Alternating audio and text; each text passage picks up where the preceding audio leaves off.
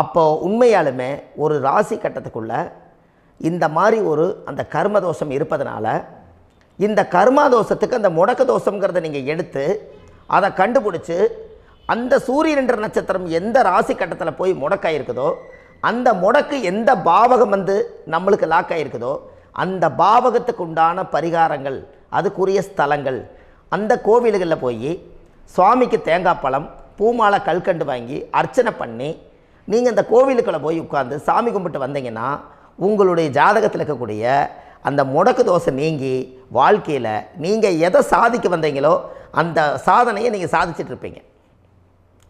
புரிஞ்சுங்களா ஐயா? ஏன் அப்படின்னா அந்த முடக்கு நட்சத்திரத்துக்குள்ளே தான் ஒரு தோஷம் இருக்குது. இப்போ அந்த காலத்தில் பாருங்கள் ஐயா, முன்னோர்கள் எல்லாம் நிறைய பேர் கோவில் கட்டி வச்சுட்டு போயிருக்காங்களா இல்லைங்களா? இந்த கோவில் எதுக்காக கட்டி வச்சுக்கிறாங்கன்னா அவங்க கட்டினவங்களுக்கும் அந்த முடக்கு தோஷம் இருந்திருக்குது. ராஜாக்கள் இருந்திருக்குது, மன்னர்கள் காலத்தில் இருந்திருக்குது, ஜமீன்தார் காலத்தில் இருந்திருக்குது.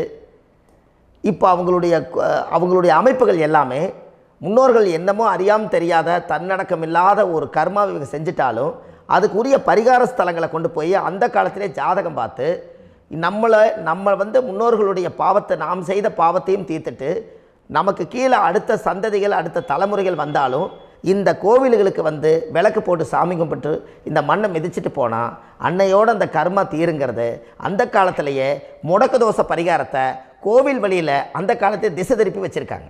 அப்போ நீங்கள் கோவிலுக்கு போகாமல் கண்டிப்பாக இந்த பரிகாரத்தை நீங்கள் உடைக்க முடியாது. ஏன் உடைக்க முடியாதுன்னா, இப்போ நீங்கள் எத்தனை வருஷம் வாழ்கிறீங்க ஐயா?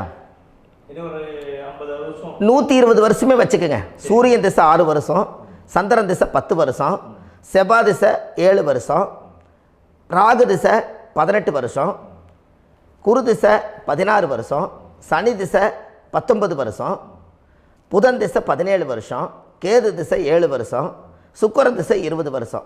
இப்போ நான் சொன்ன டோட்டலெல்லாம் கூட்டிங்கன்னா 120 வருஷம் வரும். இது ஒரு மனிதர் பிறந்து பூரண ஆயுளோடு வாழ்ந்தால், இந்த 120 வருஷம் வாழ்ந்தால் அவர் இந்த பூலோக பதவி விட்டு சிவலோக பதவி போயிடுவார். அதுக்கு பேர் தான் பூரண ஆயுள் என்று பொருள்.